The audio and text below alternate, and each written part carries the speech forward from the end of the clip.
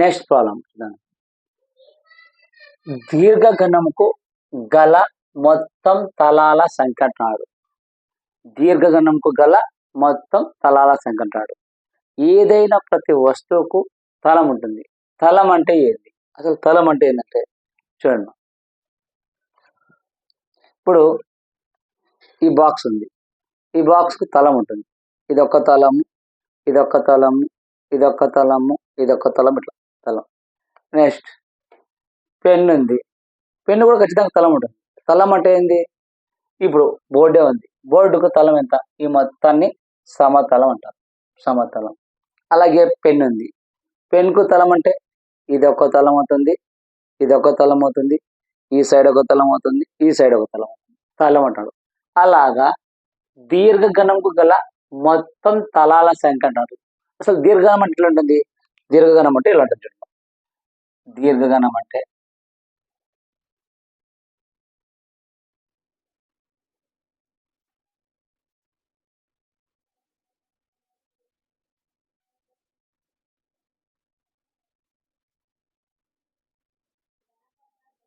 ఇది దీర్ఘగణం. ఈ దీర్ఘగణానికి మొత్తం తలాల సంఖ్య ఎన్ని అంటున్నాడు? తలాల సంఖ్య అంటే 1, 2, 3, 4, 5, 6. దీర్ఘగణం అంటే ఘనం అంటే దీర్ఘగణం అంటే ఏంటి? ఎన్ని తలాల సంఖ్య అంటున్నాడు. అంటే దీర్ఘగణానికి గల మొత్తం తలాల సంఖ్య అంటున్నాడు. సపోజ్ ఇదే తీసుకుందాం. ఇది ఒక దీర్ఘగణం లెక్క ఉంది. దీర్ఘగణం అంటే దీనికి తలాలు ఎన్ని అంటున్నాడు? ఒక తలం, కిందిది 2, 3, 4, ఇతల 5, ఇతల 6. అంటే మొత్తం తలాలు ఎంత? మొత్తం తలంట 6. అంటే దీర్ఘగణానికి తలాలు ఎన్ని ఉన్నాయంటే 6. అది మీ ఆన్సర్. దీర్ఘగణానికి గల మొత్తం తలాల సంఖ్య అంటే దీర్ఘగణం అంటే ఇట్లా ఉంటుంది. ఘనం అంటే ఇది 1,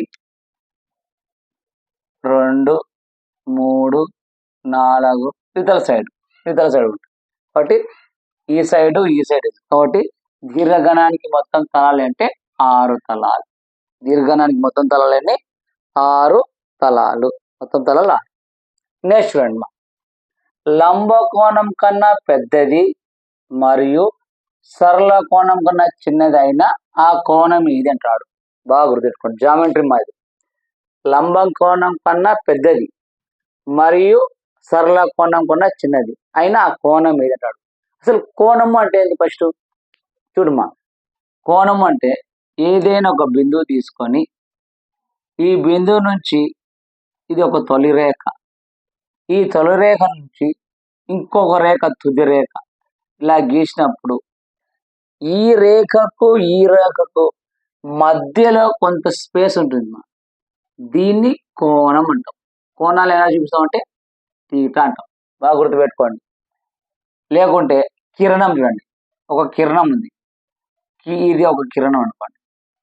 ఈ కిరణం నుంచి అపసవ్య దిశలో అంటే క్లాక్ వైజ్ కాకుండా యాంటీ క్లాక్ వైజ్ లో ఇలా ఏదైనా ఒక రేఖ గీసినప్పుడు ఈ రేఖకు మధ్యలో ఉన్న స్పేస్ ను కోణం అంటాం. దీన్ని తీటా చూస్తాం. దాన్ని కోణం అంటాం. ఓకేనా? కోణం అంటే అది. కానీ మనకి ఇక్కడ ఏమంటాడు? లంబ కోణం కన్నా పెద్దది మరియు సరళ కోణం కన్నా చిన్నది అయినా ఆ కోణం ఏది అంటాడు. ఫస్ట్ నీకు కోణము అంటే తెలిసిపోయింది. అసలు లంబ కోణం అంటే ఏంది? అధిక కోణం అంటే ఏంది? పరావర్త కోణం అంటే ఏంది? సంపూర్ణ కోణం అంటే ఏంది అనేది. లంబ కోణము అంటే 90 డిగ్రీలు ఉంటే లంబ కోణం అంటారు.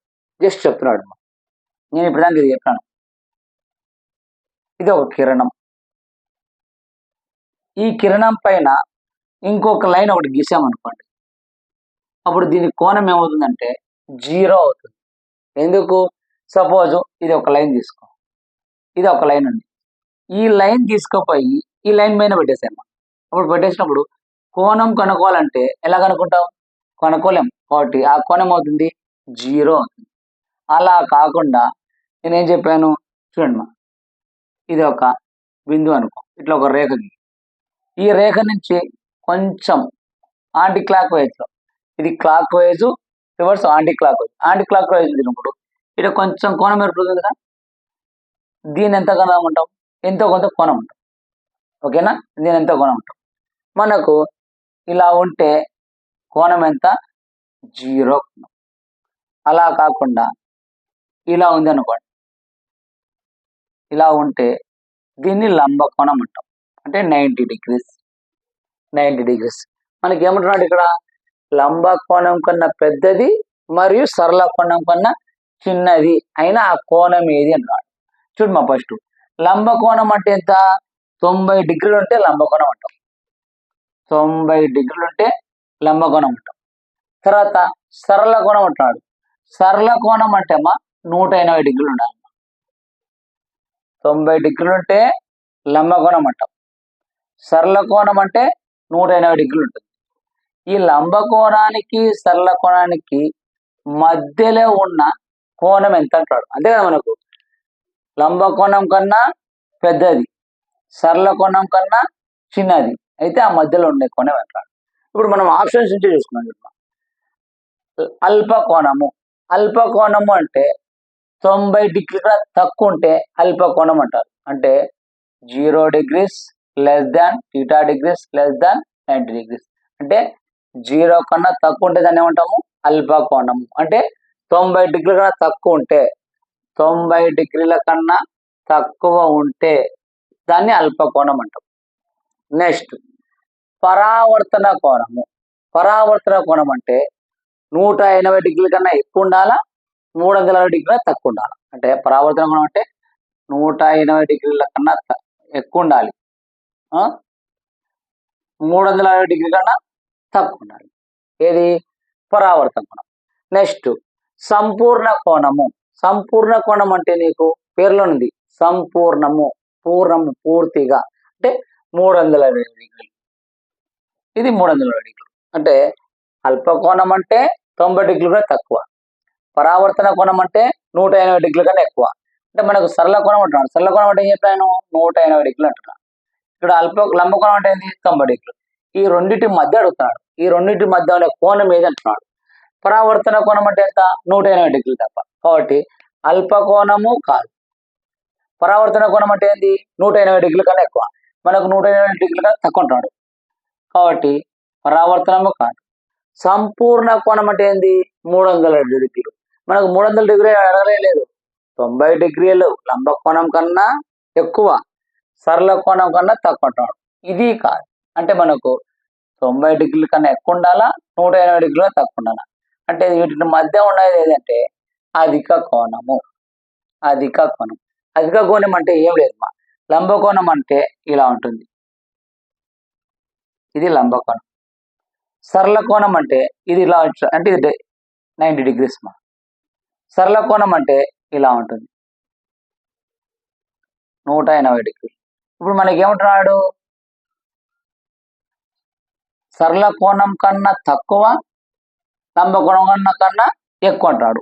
అప్పుడు మనకు 180 డిగ్రీస్ కన్నా తక్కువ ఉన్నప్పుడు కోణం ఏమొస్తుంది, ఇలా కాకుండా ఇలా వస్తుంది. అంటే 90 డిగ్రీల కన్నా కొంచెం ఇట్లా వస్తుంది. కాబట్టి దాన్ని అప్పుడు దాన్ని ఏమంటాం, అధిక కోణం అంటారు. గుర్తుపెట్టుకోండి, కోణం 0 అయితే దాన్ని శూన్య కోణం అంటారు, 0 కోణం. 90 డిగ్రీలు ఉంటే దాన్ని లంబ కోణం అంటాం. 180 డిగ్రీలు ఉంటే దాన్ని సరళ కోణం అంటాం. ఓకేనా. తర్వాత పరావర్తన కోణం అంటే 270 డిగ్రీలు. అంటే నీకు 180 డిగ్రీల కన్నా ఎక్కువ ఉండాలా, 300 డిగ్రీల కన్నా తక్కువ ఉండాలి. పరావర్తన కోణం అంటే 360 డిగ్రీలు. ఇప్పుడు మనకు లంబ కోణం కన్నా ఎక్కువ, సరళ కోణం కన్నా తక్కువ ఉంటుంది. లంబ కోణం కన్నా ఎక్కువ అంటే ఏంది, అధిక కోణం. అధిక కోణం కాబట్టి మనకు ఆప్షన్ థర్డ్. గుర్తుపెట్టుకోండి, ఇంపార్టెంట్ మాట్లాడేది. లంబ కోణం కన్నా ఎక్కువ అంటాడు, అంటే 90 డిగ్రీల కన్నా ఎక్కువ అంటాడు. సరళ కోణం అంటే ఫస్ట్ నీకు తెలియాలి, సరళ కోణం అంటే ఎంత, 180 డిగ్రీలు. సంపూర్ణ కోణం అంటే ఎంత, 360 డిగ్రీలు. పరావర్తన కోణం అంటే ఎంత, 180 డిగ్రీల కన్నా ఎక్కువ, 360 డిగ్రీల కన్నా తక్కువ. అది తెలిసింటే ఆప్షన్లో తీస్తావు. అల్పకోణము 90 డిగ్రీల కన్నా తక్కువ, మనకు 90 డిగ్రీల కన్నా ఎక్కువ అన్నాడు, ఇది కాదు. నెక్స్ట్ సంపూర్ణ కోణము 360 డిగ్రీలు అంటున్నాడు, మనకు అడిగింది 90 కన్నా 180 తక్కువ, ఇది కాదు. ఈ రెండిట్లు ఉంటాయి. ఈ రెండిట్లో గుర్తుపెట్టుకున్నాం. పరావర్తన కోణం అంటే 180 డిగ్రీల కన్నా ఎక్కువ కాబట్టి ఇది కాదు. అప్పుడు ఏముంది అధిక కోణం. మనకు ఆప్షన్ సెకండ్ వన్ మా. ఇదంతా జామెట్రీలో నుంచి వస్తుంది మా. జామెట్రీలో నుంచి మనకి ఇంపార్టెంట్ ఎక్కువ. జామెట్రీ నుంచి వస్తాయి.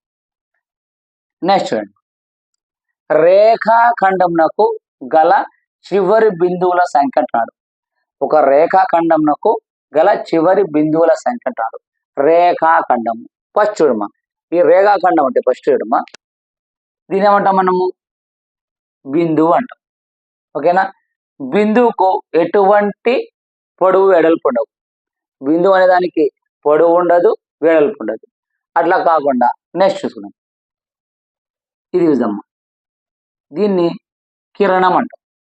కిరణానికి ఎప్పటికైనా సరే ఒకే బిందువు ఉంటుంది. తొలి బిందువు ఉంటుంది, తుది బిందువు ఉంటుంది. వాడు ఏమంటున్నాడు మనకు రేఖాఖండముకు గల చివరి బిందువుల సంఖ్య అంటున్నాడు. ఇప్పుడు చూడు, ఒక రేఖ తీసుకున్నాం. రేఖ అనేది అనేక బిందువుల సముదాయం. ఎన్ని బిందువులు ఉంటాయంటే అన్ని బిందువులు ఉంటాయి అంటే, కాబట్టి ఇది కాదు. రేఖాఖండం అంటే ఒక రేఖ తీసుకుంటే ఆ రేఖకు మొదట ఒక బిందువు, చివర ఒక బిందువు ఉంటుంది. రేఖాఖండం ఉంటాం. ఈ రేఖాఖండానికి ఎన్ని బిందువులు అంటే స్టార్టింగ్ ఒకటి, ఎండింగ్ ఉంటుంది. మనం ఎప్పుడు ఏబి బార్ అని చూపిస్తుంటాం. AB bar రేఖాఖండం. అలాగే మళ్ళా ఏబి బార్ రే అని చూస్తుంటాం. అలా కాకుండా ఏబి ఇట్లా యారో ఇస్తాం అంటే దీనికి అనంతమ్మ, ఇది ఎంత అయినా పడుకోవచ్చు. మనకు రేఖాఖండం అంటాడు. కాబట్టి రేఖాఖండానికి ఎన్ని బిందువులు అంటే మొదటి బిందువు, చివరి బిందువు, 2 బిందువులు ఉంటాయి. కాబట్టి రేఖాఖండానికి గల చివరి బిందువుల సంఖ్య ఏంటంటే 2. రేఖాఖండానికి గల చివరి బిందువులు అంటున్నాడు. ఇది రేఖ. రేఖాఖండం అంటే స్టాప్ అయిపోతాయి. గుడ్డి గుర్తు ఒకటే. రేఖాఖండం అంటే ఎండింగ్ పాయింట్ ఉంటాయి. సరళ రేఖ అంటే ఎండింగ్ పాయింట్ ఉండదు. రేఖాఖండం అంటే ఏంటి ఎండింగ్ పాయింట్ అంటే ఇది కట్ అయిపోయింది, ఇది కట్ అయిపోయింది అంటే ఎండింగ్ పాయింట్ ఉందని. సరళ రేఖ అంటే ఎండింగ్ పాయింట్ ఉండదు. అట్లే కిరణం అనే దానికి కూడా ఇట్లా పోతే ఎండింగ్ ఉండదు. ఒకటే రేఖాఖండం అంటే ఎండింగ్ ఉంటాయి. ఎండింగ్ ఉందంటే ఇక్కడ ఒక బిందువు, ఇక్కడ 2 బిందువులు. సరళ రేఖ అంటే ఎండింగ్ పాయింట్ ఉండదు. ఇట్లా ఎంత అయినా పొడిగచ్చు, ఇంత అయినా పొడవచ్చు. కాబట్టి రేఖాఖండం గల చివరి బిందువుల సంఖ్య ఏంటంటే 2. నెక్స్ట్ చూడండి, 4 లంబ కోణాలు కలిగిన ఒక రాంబస్ ను ఏమంటారు అంటాడు. 4 లంబ కోణాలు కలిగిన ఒక రాంబస్ ఏమంటాడు. లంబ కోణాలు అంటే ఇప్పుడు చెప్పాను, ఇది ఇట్లా ఉంటే ఒక లంబ కోణం అంటారు. అలా కాకుండా చూడమ్మా, ఇది ఒక రేఖ, ఇది ఒక రేఖ గీసాం అనుకోండి. లంబ కోణం అంటే ఏంటి 90 డిగ్రీలు ఉండాలి. ఇది ఒక లంబ కోణమా అంటే చూడమ్మా, ఇట్లా క్లోజ్ చేస్తాయి. ఇది ఒక లంబ కోణమా, మళ్ళీ ఇట్లా గీయమ్మా, ఇలా కూస్తే ఇది ఒక లంబ కోణమా, మళ్ళీ ఇలా గీస్తాయి. ఇలా గీస్తే ఇది క్లోజ్ చేస్తాయి. ఇది ఒక లంబ కోణమా, మళ్ళీ ఇది క్లోజ్ చేస్తే ఇది ఒక లంబ కోణమా. అంటే ఎన్ని అయినాయి 4 లంబ కోణాలు. ఈ 4 లంబ కోణాలు కలిగిన రాంబస్ ను ఏమంటారు అంటున్నారు. అసలు రాంబస్ అంటే ఏం చూడు. ఫస్ట్ రాంబస్ అంటే ఇది రాంబస్. ఈ రాంబస్ కు ఎట్లా చూసినా 4 లంబ కోణాలు ఉంటాయి. ఎలా ఉంటాయి ఫస్ట్ చూడమా, ఇది క్లోజ్ చేస్తే ఇది ఒక లంబ కోణం. నెక్స్ట్ ఇది కూర్చేస్తాయి, ఇక్కడ 2వ లంబ కోణం. నెక్స్ట్ పైన మొత్తం క్లోజ్ ఇట్లా చేస్తాయి, ఇది 3వ లంబ కోణం. ఇది మొత్తం క్లోజ్ చేస్తాయి, ఇది 4 లంబ. 4 లంబ కోణాలు గల రాంబస్ ఏమంటున్నాడు. మరి రాంబస్ అంటే 4 భుజాలు ఎట్లా ఉంటాయమ్మా సమానంగా ఉంటాయి. 4 భుజాలు ఎట్లుంటాయి సమానంగా ఉంటాయి. 4 భుజాలు సమానంగా ఉంటే ఏమంటాము చతురస్రము అంటాం. 4 భుజాలు సమానంగా ఉంటే చతురస్రము. ఆప్షన్ ఎంత 3. గుర్తుపెట్టుకో, 4 లంబ కోణాలు కలిగిన ఒక రాంబస్ ని ఏమంటారు అంటాడు. రాంబస్ అంటే ఇది 4 లంబ కోణాలు ఉండాలి. లంబ కోణం అంటే ఏది ఇలా ఎల్, ఒక ఎల్, తర్వాత ఇలా తీసేసాయి, తీస్తే 2. నెక్స్ట్ ఇలా కింద గీసినప్పుడు ఇలా గీస్తే ఇది ఒక లంబ కోణం. ఇలా గీసినప్పుడు ఇట్లా గీస్తే ఇది ఒక లంబం. 4 లంబకోణాలు కలిగిన ఒక రాంబస్ ఏమంటారంటే చతురస్రం. లంబకోణం అంటే 90 డిగ్రీలు కలిగి ఉండాలి. లంబకోణం అంటే 90 డిగ్రీలు. 90 డిగ్రీలు కన్నా తక్కువ ఉంటే అల్పకోణము, 90 డిగ్రీలు ఉంటే లంబకోణము, 90 డిగ్రీల కన్నా ఎక్కువ ఉంటే అధిక కోణము, 180 డిగ్రీలు ఉంటే సరళ కోణము, 180 డిగ్రీల కన్నా ఎక్కువ 270 కన్నా ఉంటే పరావర్తన కోణము, 300 డిగ్రీలు ఉంటే సంపూర్ణ కోణం. కోణాలు గుర్తుపెట్టుకోవాలి. నెక్స్ట్ చూడండి, నెక్స్ట్ ప్రాబ్లం. ఒక గంటకు 12 నిమిషాలు 10 సెకండ్ల, ఒక గంటకు 12 నిమిషాలు 10 సెకండ్లకు, ఒక గంటకు 12 నిమిషాలు 10 సెకండ్లకు, ఒక గంటకు 12 నిమిషాలు అయితే 10 సెకండ్ల సెకండ్లోకి మార్చండి అంటున్నాడు. అంటే ఒక గంట ఇచ్చాడమ్మా, అలాగే 12 నిమిషాలు ఇచ్చాడు, అట్లే 10 సెకండ్లు ఇచ్చాడు. ఈ మొత్తాన్ని సెకండ్లకి మార్చుంటున్నాడు. ఒకటి గుర్తుపెట్టుకోండి. ఒక గంటకు మనకి ఎన్ని నిమిషాలు? 60 నిమిషాలు. అలాగే ఒక నిమిషానికి ఎన్ని సెకండ్లు? 60 సెకండ్లు. నేను ఇక్కడ గీత చూపిస్తున్నాడు అమ్మా. ఒకటి అంటే నిమిషాలు అని, 2 అంటే సెకండ్లు అని గుర్తు. ఎందుకంటే మనకు షష్టాంశమానము, రేడియస్ అవి ఉన్నాయి, అవి చెప్పేటప్పుడు తెలుస్తాయి, అందుకని గుర్తుపెట్టుకోండి. ఒక గంటకు 60 నిమిషాలు, పైన ఒకటి ఉంది కాబట్టి నిమిషాలు అని గుర్తుపెట్టుకోండి. ఒక నిమిషానికి 60 సెకండ్లు. ఇప్పుడు ఏమంటున్నాడు ఇక్కడ? ఒక గంట 12 నిమిషాల 10 సెకండ్లు అయితే ఈ మూడిటిని సెకండ్లకి మార్చితే మొత్తం సెకండ్లకి చెప్పంటున్నాడు. చూడమ్మా, ఇప్పుడు చెప్తాను చూడండి. ఒక గంటకి ఎన్ని నిమిషాలు చెప్పినాను? 60 నిమిషాలు. ఒక గంట అంటున్నాడు. ఒక గంటకు నేను ఎన్ని చెప్పాను? 60 నిమిషాలు. 60 నిమిషాలు అయితే ఒక్కొక్క నిమిషానికి ఎన్ని సెకండ్లు? 60 సెకండ్లు. 60 సెకండ్లు. 6 36, 2 సున్నాలు కాబట్టి 2 సున్నాలు. తర్వాత 12 నిమిషాలు అంటాడు. 12 నిమిషాలు. ఒక్కో నిమిషానికి ఎన్ని సెకండ్లు చెప్పాను? 60 సెకండ్లు. 12 ఆర్ల ఇడుమా, 12 5 60, 12 ఆర్ల 72, 72 సున్నా ఉంది కాబట్టి 0. ఇంకా లాస్ట్ ఏముందిమా? 10 సెకండ్లు. 10 సెకండ్లు యాడ్ చేసాయి. 10 సెకండ్లు మొత్తం ఎంత? 0 3 7 6 13 1 4, 4330 సెకండ్లు. 4330 సెకండ్లు. ఇటు చూడు, కన్ఫ్యూజ్ చేయడానికి 43,300 సెకండ్లు, 4330 సెకండ్లు. ఈ రెండు చూడు కన్ఫ్యూజ్ చేయడానికి. ఏ కొంచెం మిస్టేక్ పోయినా పోతుంది. ఒకవేళ మనం ఇక్కడ 0 తీసి వెళ్ళిపోతుంది. ఆన్సర్ ఎంత అవుతుంది అంటే 4330 సెకండ్లు. గుర్తుపెట్టుకోవాలా? ఒక గంట 12 నిమిషాల 11 సెకండ్లకు మొత్తము సెకండ్లకి మార్చండి అంటున్నారు. సెకండ్లకి మార్చాలన్నప్పుడు ఫస్ట్ మనం ఏం చెప్పినాను? ఒక గంటకు ఎన్ని నిమిషాలు? 60 నిమిషాలు. 60 అంటున్నారు. అలాగే ఒక నిమిషానికి ఎన్ని సెకండ్లు? 60 సెకండ్లు అంటున్నారు. అంటే ఒకటి చూపిస్తే 60 నిమిషాలు, 60 సెకండ్లు ఉంటాయి. ఒక్కొక్క గంటకు ఎన్ని నిమిషాలు అంటున్నాడు? మనకు ఒక గంట అన్నాడు. మనకు ఒక గంటకు ఎన్ని నిమిషాలు? 60 నిమిషాలు. 60. ఒక నిమిషానికి ఎన్ని సెకండ్లు? 60. కాబట్టి 6 36, 3600 సెకండ్లు.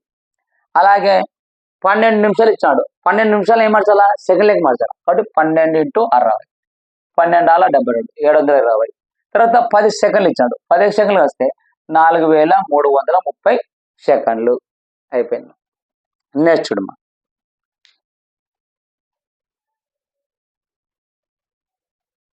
నెక్స్ట్ చూడు. ఒక ఘన పరిమాణము 625 సెంటీమీటర్లు. ఘన పరిమాణం అంటే ఇప్పుడే చూపించాను, నీకు ఆల్రెడీ వేసాను. ఏది? ఒక ఘన, ఇది దీర్ఘఘనం కదా, ఇది ఘన పరిమాణం అని చెప్పాను. ఘన పరిమాణం అంటే ఇదే అనుకో, ఇది ఒక ఘనం కాబట్టి ఘన పరిమాణం. ఒక ఘన పరిమాణం యొక్క ఒక ఘన పరిమాణం 625 సెంటీమీటర్లు మరియు ఎత్తు 25 సెంటీమీటర్లు కలిగిన దీర్ఘఘనం యొక్క భూవైశాల్యం కనుకోండి. దీర్ఘఘనం అంటే ఇదే కదా, ఇప్పుడే రాసింది దీర్ఘఘనం అంటే. దీర్ఘఘనం ఇప్పుడే వేసాను. ఇది దీర్ఘఘనం. దీర్ఘఘనానికి ఎప్పుడైనా సరే పొడవు ఉంటుంది, వెడల్పు ఉంటుంది, ఎత్తు ఉంటుంది. గుర్తుపెట్టుకోండి. ఏ దానికి పొడవు వెడల్పు అంటే 3D. 3Dకి ఏదైనా అంటే ఎక్స్ యాక్సెస్ వై యాక్సెస్ అంటే 2D మా, పొడవు వెడల్పు ఎత్తుంటే 3D అంటాం.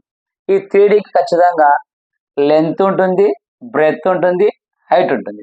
ఇక్కడ మనకి ఏమంటున్నారంటే చూడండి, ఘన పరిమాణం 625 అంటే ఘన పరిమాణం ఎంత ఇచ్చినాడు 625 సెంటీమీటర్లు స్క్వేర్ మరియు ఎత్తు 25 సెంటీమీటర్లు కలిగిన దీర్ఘనం యొక్క భూవైశాల్యం కనుగొనండి. భూవైశాల్యం అంటే ఈ దీర్ఘనము పెట్టిన స్పేస్ మొత్తం ఎంత ఆక్రమించిందో దాన్ని భూవైశాల్యం అంటారు. ఆ భూవైశాల్యం కనుగొనండి. ఫస్ట్ భూవైశాల్యం కనుగొనడానికి మనకు ఫార్ములా ఏంటంటే చూడమ్మా, L into B into H. ఇది L into B into H. మనకేమంటున్నాడు, ఘన పరిమాణము 625 సెంటీమీటర్ స్క్వేర్ అంటున్నాడు. అంటే L into B into H is equal to 625 centimetre square అంటున్నాడు. మనకి ఏమేమి తెలుసుంటారు దీంట్లో, ఎల్ బ్రెత్ హెచ్ అంటున్నాం. దీంట్లో మనకు హైట్ ఇచ్చేస్తున్నాడు, L into B into H. మనకు హైట్ ఇచ్చేసాడు. హైట్ అంటే ఎంత చూడు, ఎత్తు 25 సెంటీమీటర్లు అంటే L into B into 25 equal to 625. ఎప్పటికైనా సరే మనకు ఇట్లా ఈక్వల్ ఉంది అంటే సపోజ్ 2 ఈక్వల్ టు 6 ఉంది అనుకో, క్యాన్సిల్ కొట్టచ్చు మా, 2 1 జా 2 3 జా, ఇలా అయినా కొట్టచ్చు, ఇలా అయినా కొట్టచ్చు, 2 1 జా 2 3 జా. అంతే తప్ప అలా కాకుండా ఒకే పక్కన ఉంటే ఈక్వల్ ఉంటే క్యాన్సిల్ చేయొచ్చు. ఒకవేళ 2/3 ఈక్వల్ టు 6 అంటే ఈ రెండు చేయకూడదు, ఈ రెండు క్యాన్సిల్ చేయొచ్చు. ఓకేనా, ఇక్కడ ఈక్వల్ ఉంటే చేయొచ్చు. కాబట్టి మనకి ఇక్కడ ఎల్ ఇంటూ బి ఇంటూ 25 ఎక్కడ వచ్చింది, హైట్ ఎత్తు 25 సెంటీమీటర్ ఇచ్చాడు. కాబట్టి L into B is equal to 25 is equal to 625 ఇచ్చాడు. అప్పుడు 25 ఒక్కట్ల 25 5ల 625. అప్పుడు ఏంది, L into B is equal to 25 centimetre square. 25 centimetre square ఎక్కడ చూడు, 100 centimetre square, 25 centimetre square, 620 centimetre, 120 centimetre, ఎంత 25 సెంటీమీటర్ స్క్వేర్. గుర్తుపెట్టుకో, ఘన పరిమాణం ఇచ్చాడు, ఘన పరిమాణం ఎంత ఇచ్చాడు 625 ఇచ్చాడు. కానీ మనకేమంటున్నాడు, ఎత్తు ఇచ్చాడు 25 సెంటీమీటర్లు అయినా దీర్ఘన యొక్క భూవైశాల్యం ఎంత అంటాడు. దీర్ఘన భూవైశాల్యం ఫార్ములా ఏంది, L into B into H is equal to 625. Height ఇచ్చినాడు కాబట్టి హైట్ రాస్తున్నాం. అప్పుడు 25 ఒకట్ల 25 5ల 625. ఇప్పుడు L into B is equal to 25 అంటే ఆన్సర్. నెక్స్ట్ చూడమ్మా, 28 సెంటీమీటర్ల వ్యాసం గల వృత్తం యొక్క వృత్త పరిధి ఎంత అంటాడు. 28 సెంటీమీటర్ల వ్యాసం గల వృత్తం యొక్క వృత్త పరిధి అంటాడు. వృత్త పరిధి అంటే ఒకటే గుర్తుపెట్టుకోవాల, 2 ఇంటూ పై ఇంటూ ఆర్ అని, 2πr ఎంత అంటున్నాడు. 25 సెంటీమీటర్ల వ్యాసం గల 28 మీటర్ల వ్యాసం గల వృత్త యొక్క వృత్త పరిధి అంటున్నాడు. ఫస్ట్ చూడమ్మా, వృత్తం అంటేనే మనకు గుర్తు రావాలి, ఇది వృత్తం. ఈ వృత్తంలో మిడిల్ ఉండేది కేంద్రం అంటాం, దీన్ని సెంటర్ చెప్తాం. ఈ కేంద్రం నుంచి వృత్తాన్ని గీసిన దాన్ని రేడియస్ అంటాం, వ్యాసార్థం అని. ఇట్లా ఒకటి గీస్తే ఇక్కడ ఒక వ్యాసం అంటాం. గుర్తుపెట్టుకోండి, వృత్తానికి రేడియస్ ఎన్ని ఉంటాయి, 2 ఉంటాయి. ఈ మొత్తం లైన్ ఏమంటాం అంటే ఇది ఎప్పటికైనా సెంటర్ నుంచి పోతుంది. దీన్ని ఏమంటాం అంటే డయామీటర్ అంటాం. డయామీటర్ అంటే ఏంది, వ్యాసం అంటాం. వ్యాసాన్ని ఏ అక్షరంతో సూచిస్తాము, డీతో. గుర్తుపెట్టుకోండి, ఇక్కడ ఇంపార్టెంట్ ఏంటంటే మనకు ఒక వృత్తం ఒక వృత్తం ఇచ్చాడు. ఈ వృత్తంలో దీన్ని సెంటర్ అనుకుంటాం. ఈ కేంద్రం నుంచి ఏదైనా వృత్తం పైన ఒక పాయింట్ గీస్తే రేడియస్ వ్యాసార్థం అంటాం. ఇట్లా ఒకటి గీస్తే వ్యాసార్థం అంటాం. ఎప్పటికైనా సరే వ్యాసార్థాలు 2 ఉంటాయి. వ్యాసము ఇజ్ ఈక్వల్ టు అంటే వ్యాసం అంటే ఏంది, డి ఈక్వల్ టు 2r అని. డి ఇచ్చినాడు మనకు 28 సెంటీమీటర్ల డి ఇచ్చినాడు. అయితే వృత్తం యొక్క వృత్త పరిధి అంటున్నాడు. అంటే వృత్తానికి ఎప్పటికైనా సరే వ్యాసార్థాలు ఎన్ని ఉంటాయి? R plus R 2r. ఈ మొత్తం వ్యాసం ఎంత అంటున్నాడు? డి అంటున్నాడు. అంటే D is equal to 2r అంటాడు. అంటే D is equal to 2r అయితే మనకి ఏమంటున్నాడు? 2πr వృత్త పరిధి ఎంత అంటాడు. దీంట్లో మనకు ఒకటి ఇచ్చాడు మా డి వాల్యూ ఇచ్చినాడు. డి ఎంత ఇచ్చినాడు? 28 సెంటీమీటర్లు. అంటే 28 ఈజ్ ఈక్వల్ టు 2r. మనకి ఇక్కడ ఏం కావాలా? ఆర్ కావాలా. ఆర్ కావాలంటే ఆర్ అలాగే పెట్టేస్తాయి, ఈ 2 ఇందులో పంపించి అప్పుడు ఏమవుతుంది? 28 ఆర్ 2 ఇందులోకి వస్తే బై 2, 2 1 జా 2 1 జా 2 4 జా. అంటే ఆర్ ఎంత ఇచ్చినాడు మా? ఆర్ 14. మనకు డి ఒకటి ఇచ్చాడు. R is equal to 14. ఇప్పుడు మనకి ఏం కావాలా? 2πr కావాలా. 2 ఇంటూ పై అంటే ఎంతమ్మా? 22/7. పైని మనము ప్రాబ్లం బట్టి చేంజ్ చేస్తాం. 22/7 అయినా రాసుకోవచ్చు, తర్వాత వేసుకోవచ్చు 180 degrees అయినా రాసుకోవచ్చు. అంటే మనం ప్రాబ్లం బట్టి. ఇక్కడ మనకు పై అంటే 22/7 ఇంటూ ఆర్. ఆర్ ఎంత వచ్చిందమ్మా? 14. R is equal to 14. చూడమ్మా, 7 1 జా 7 2 జా కదా. ఇటు ఒకట్ల 2 14, 2 2 4, 22 ఇంటూ 4, 4 2 8, 4 2 8, 88 సెంటీమీటర్స్. 88 ఎంత ఉందమ్మా? 4th option. చూడు, 28 సెంటీమీటర్ల వ్యాసం అంటే డి ఇచ్చాడు. డి ఈజ్ ఈక్వల్ టు 28 ఇచ్చాడు. గల వృత్త వ్యాసార్థం ఉంటాడు. మనకు మొత్తం వ్యాసం ఇచ్చాడు, వ్యాసార్థం కనుకోవాలి. వ్యాసార్థం అంటే ఏంటి? R plus R. అంటే 2 ఈజ్ ఈక్వల్ టు 2r. కాబట్టి మనకి ఏం కావాలి? డి ఇచ్చాడు కాబట్టి 28 is equal to R is equal by 2. R వచ్చింది. ఆర్ వస్తే మనకు ఫార్ములా ఏంది? వృత్త పరిధికి 2πr. 2 into pi into R. R అంటే దాంట్లో పై అంటే ఎంత? 22%. సంపాదిస్తే 88. ఇది ఇప్పుడు చెప్పిన టెట్ పేపర్లో ఏ ఇయర్ అంటే ఇది మనకు 2024 జరిగింది మా.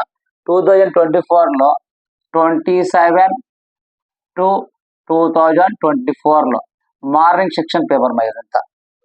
ఏ సెక్షన్ అంటే 27 ఫిబ్రవరి 2024 జరిగిన TET paper morning section paper ఇది. నిన్న మనము ఈ మొత్తం క్వశ్చన్లు చెప్పినవి 27 ఫిబ్రవరి 2020 జరిగిన మ్యాథ్స్ పేపర్ టెట్ పేపర్ మీద చేసింది. నెక్స్ట్ పేపర్ నెక్స్ట్ ఎక్స్ప్లెయిన్ చేస్తాను, ఒకసారి నోట్ చేసుకోండి.